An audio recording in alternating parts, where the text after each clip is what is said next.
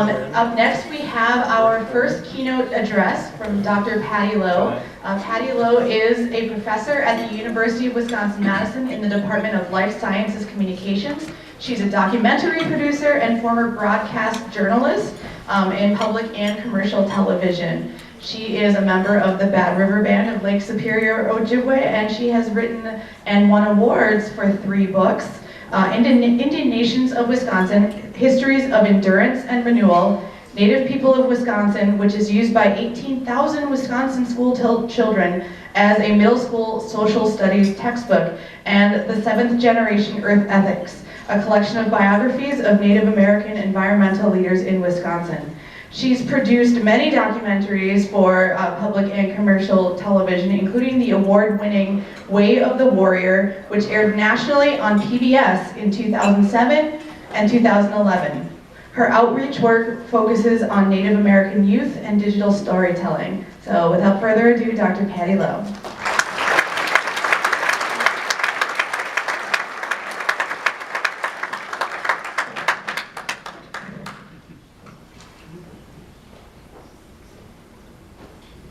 I am so thrilled to be here.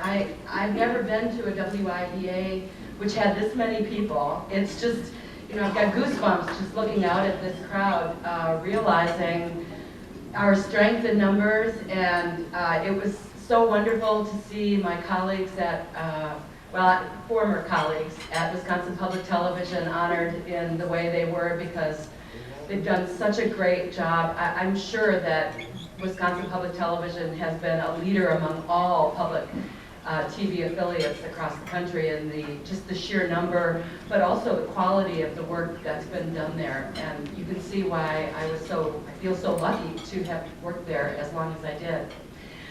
It's also wonderful to be here with my colleagues, David O'Connor, Aaron Birdbeer, from University of Wisconsin-Madison, and feeling really excited about, I'm in the College of Agricultural and Life Sciences, but am moving part of me into the School of Human Ecology, which has done a tremendous job in attracting Native graduate students, and so it's great. And I love the snow, because in most of our communities we know that snow is the time that we get together and tell stories, and I think that's what we're doing here this weekend, is we're telling stories and learning from each other.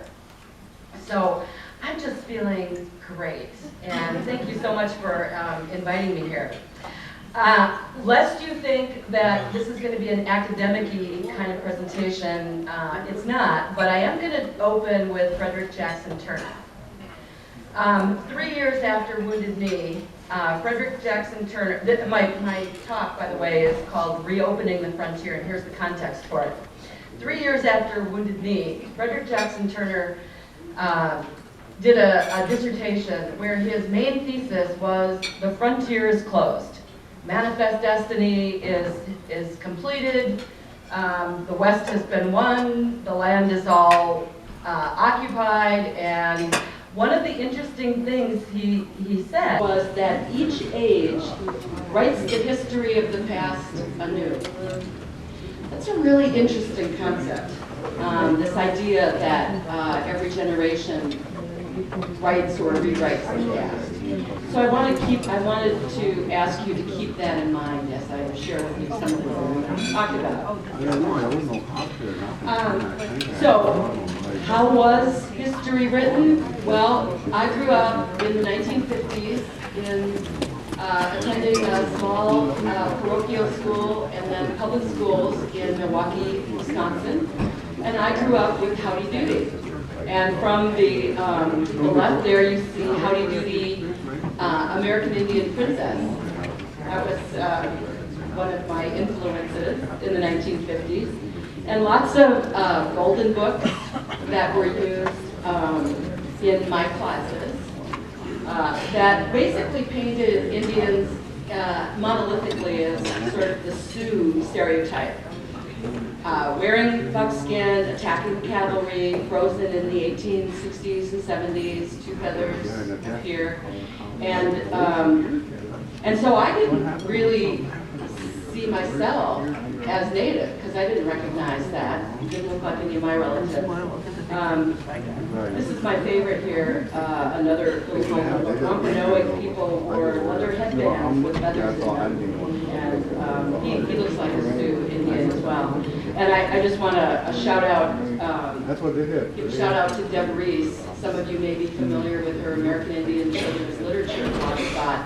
Great resource. And Deb shared some of these images with me. Okay, so I didn't learn very much at all about Indians when I was growing up, and what I did learn just was this overly romanticized or victimized history of nature. Okay, so fast forward 40 years. Now, I had my children kind of late in life, in my 40s. So my experience was with the Middleton Cross Plains School District. Any teachers from Middleton Cross Plains in here? Okay.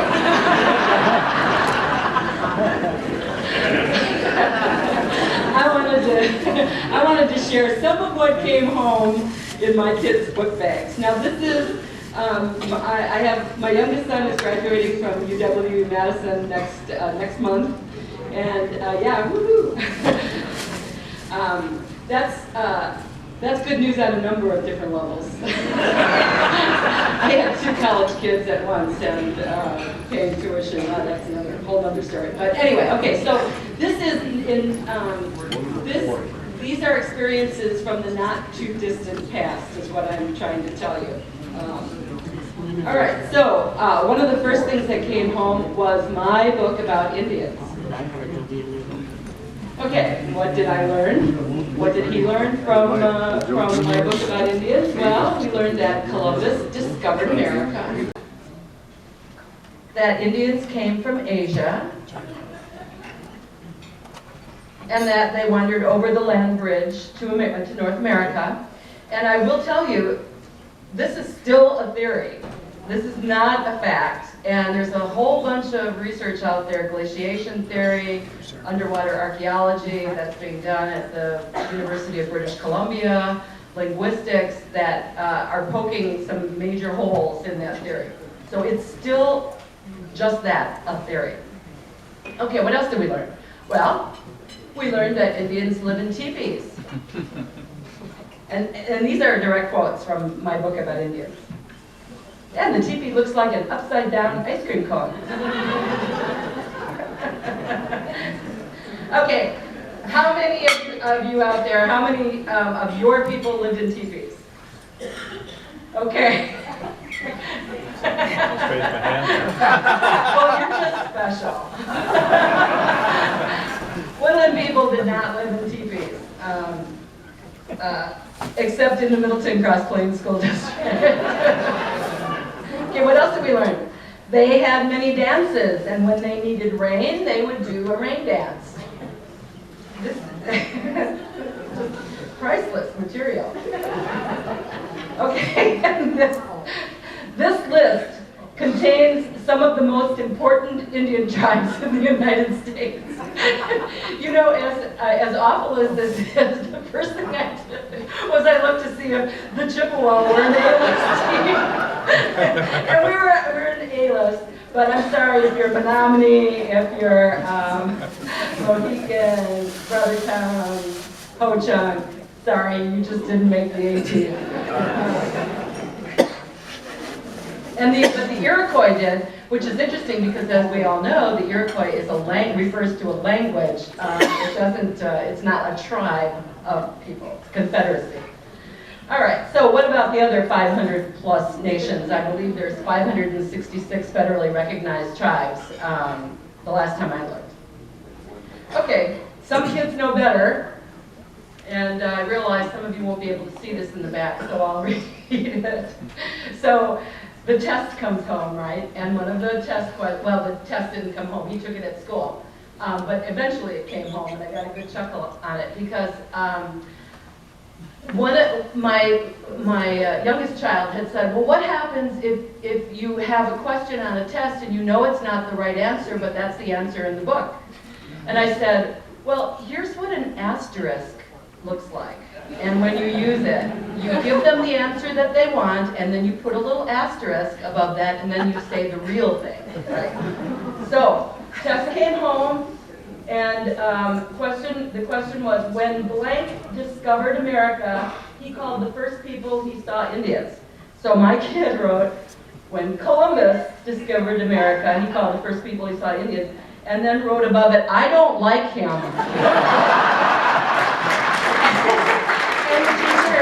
The teacher put a little smiley face underneath and said, I know. So we've all seen this. We get the one little Indian, dash, dash, dash, jumped in the river, splash, splash, splash, the one little Indian, two little Indians stuff that came home. But this one was particularly irksome because it concludes, 5 little Indians, hunt, hunt, hunt, deep in the forest, they heard a loud grunt. They looked at each other, plan, plan, plan. 5, 4, 3, 2, 1, they ran. I mean, come on, even, it's one thing to objectify us, but it's another thing to impugn our hunting abilities.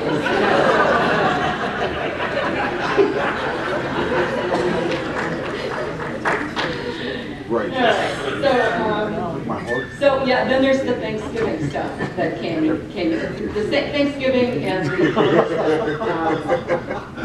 was really dreadful. And at the time, in fact, this is what made me write my Native People of Wisconsin book, the little book that's used in Wisconsin schools by 4th and 5th graders, because I kept thinking, this stuff is awful. Why doesn't somebody write a book? We need a book.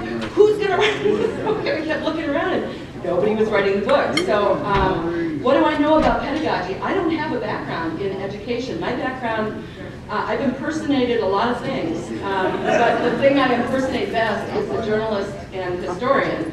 So I sat my then 10-year-old down next to me and wrote this book asking him, habitat. You know what habitat means? No, Mom. Okay, place for plants and animals. But luckily, I mean, there is some pedagogical integrity to the books I write. The Office of School Services was there to clean up what I didn't know, and people like David O'Connor who look at what I do and tell me how I can actually, put it in a way that has some pedagogical rigor to it. And I've learned a lot along the way. But, okay, so Thanksgiving and Columbus Day were always the worst.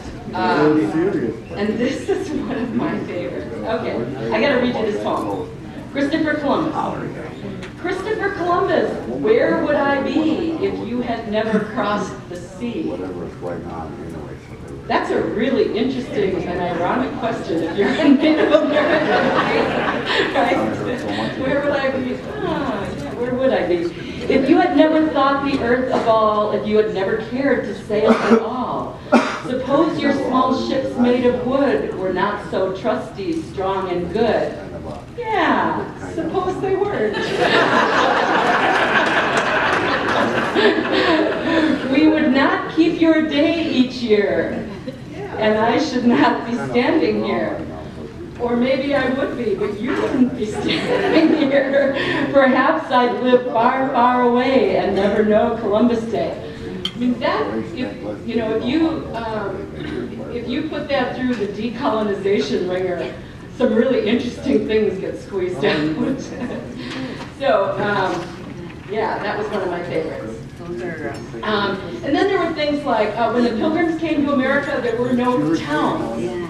Come on, there were towns and villages. There's just this perpetuation that somehow Native communities were primitive and unsophisticated.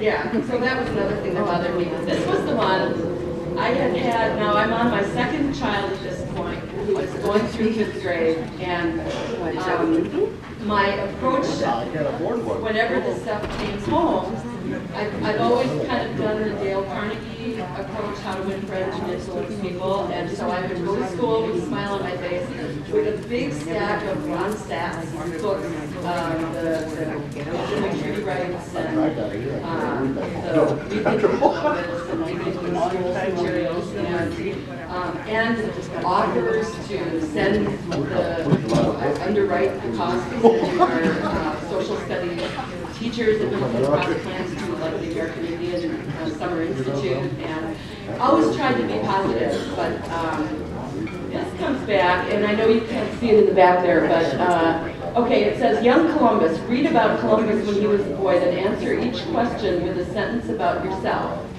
Christopher Columbus was born in Genoa. Where were you born? Columbus lived by the sea. Would you like to live near the water? So I got kind of snarky with this, and I told Dominic, my youngest son, no, Dom, you don't have to do this homework. Mommy's going to do this homework. So I did. Columbus lived by the sea. Would you like to live by the water? Live by the water. But my tribe lost most of its waterfront property through the allotment process, and we don't have a lot of property. Columbus wanted to be a sailor when he grew up. What do you want to be? I want to grow up to be a cultural historian and destroy the Columbus myth.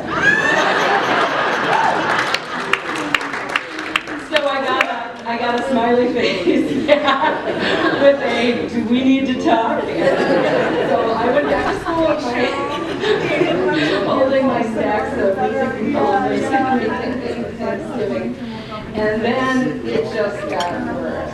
Discovery 3. How many of you are familiar with this? It's, what, 13-week social study, 11 or 13-week, all semester long. And some of you have heard me talk about this before, so I won't spend too much time on it. But it is truly the most dreadful thing I have ever seen in any kind of school curriculum. Discovery 3, or the way I've subtitled it, Let's Play Imperialist. Interactive land grabbing, colonizing, and other classroom fun with Indians. All right, I have to read this to you, and I know so these are direct quotes from Discovery 3. Land is worth varying numbers of points depending on its local physical features and natural resources. The exact value of the land will remain unknown until it's colonized. Then the teacher announces the square's value. So the game is kids begin in the old world, and they're colonists coming to the new world, and they're getting land, and the plan is to increase the size of their colony. And so I asked my son, I said, you know, where did the land come from?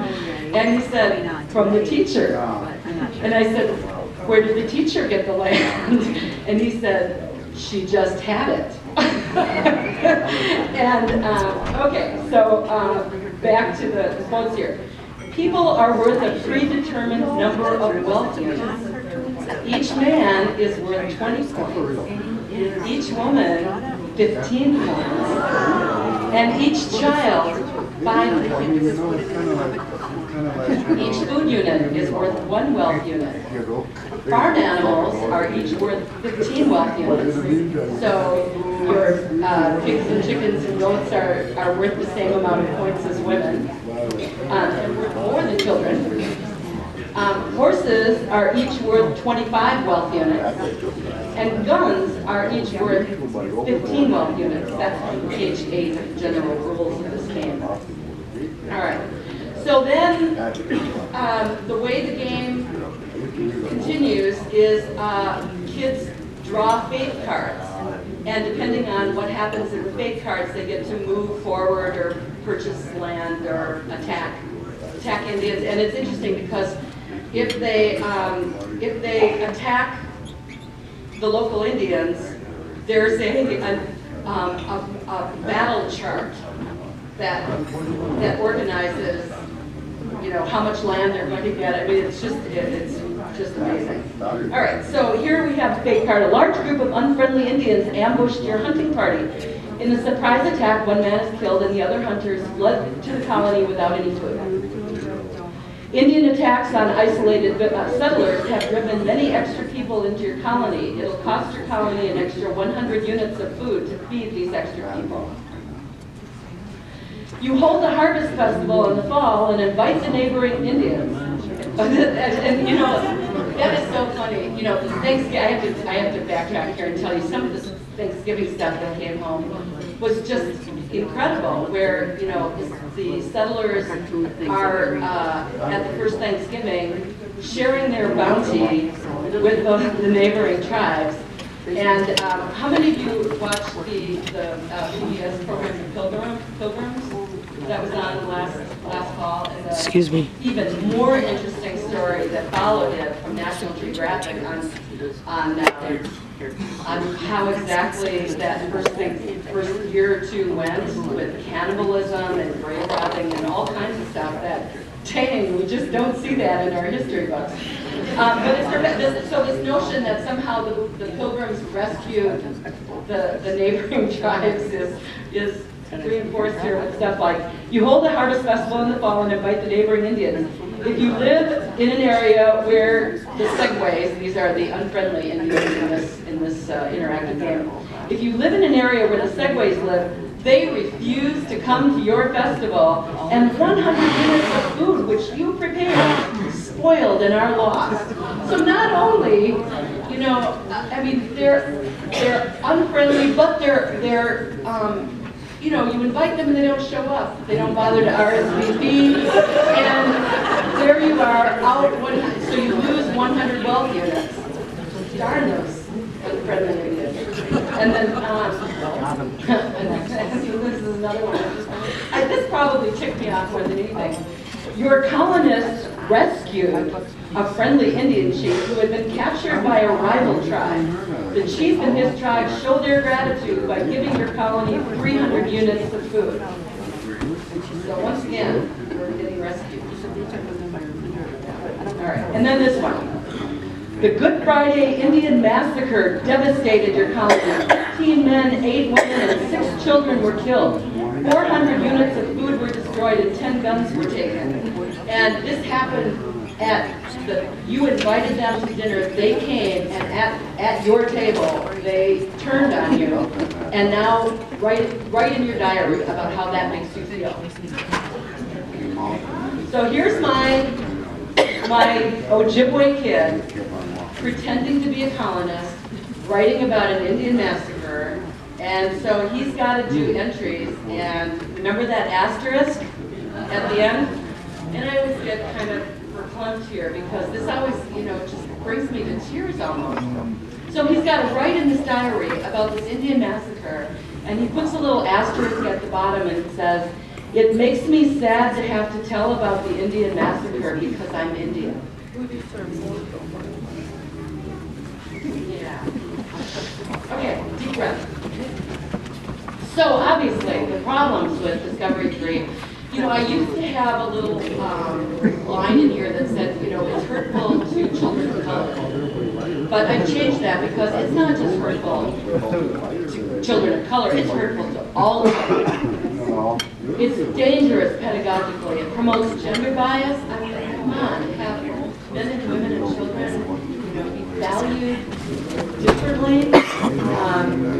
The racial bias, it trivializes the complex issue of colonialism. I mean, this is an opportunity, and it misses an opportunity to have our children think critically about historical events.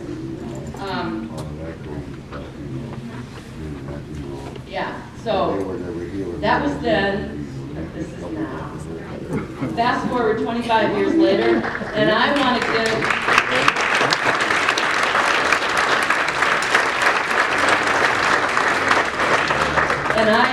I want to just echo all the sentiments that we've heard so far about Wisconsin Public Television, about the Department of Public Instruction, the School of Education, the UW Green Bay First Nations Studies Center, Wisconsin Media Lab, Wisconsin Historical Society.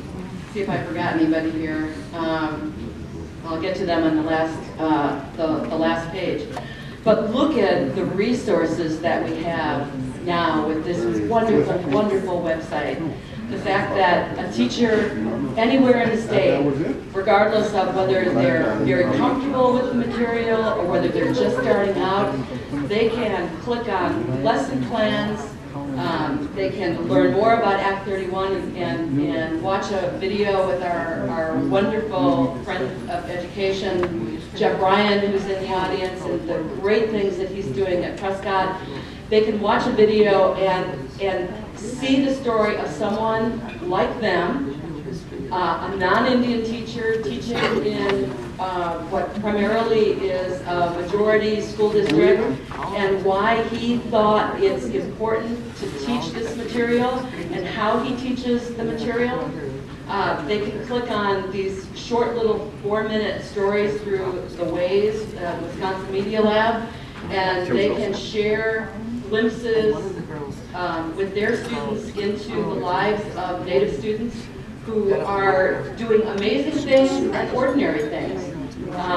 There's stories about language. There's stories about a girls' basketball team. And I love the story that you guys produced on the Oneida, the Lady Thunderhawks. Yeah. And Oneida insists that if your kids play high school sports, they have to spend some time in the Longhouse and learn their culture and language. So here's a story that's essentially about basketball, which non-Indian kids can identify with and enjoy the story. But then it's such a great springboard for discussion about language. Why is language important? Why do you think the Oneida insists that your kids learn the language and culture of their communities? And you can talk about how kids that are involved in athletics become role models, whether they want to or not. And that this is a way for the tribe to look at sports as a privilege. Not just something that every kid has a right to do, but a privilege. And that opens up a conversation about language and about boarding schools and about what it means to lose a language or have a language threatened. I mean, there's so many wonderful, wonderful stories. There's stories about hunting from Lac de Flambeau and spearfishing from Coudray, language and sugaring from Red Cliff, language apprentice programs from Ho-Chunk, clan from Mohican. So many really wonderful insights into our cultures in a way that really makes that accessible to non-native kids. I know, I'm so sorry. Explores common themes. And that's what I think is so wonderful about that resource from Wisconsin Public Television and Wisconsin Media Lab. School of Education has got all these wonderful lesson plans that incorporate a lot of the Act 31 resources. A teacher can go to this website and be totally comfortable in using it and coming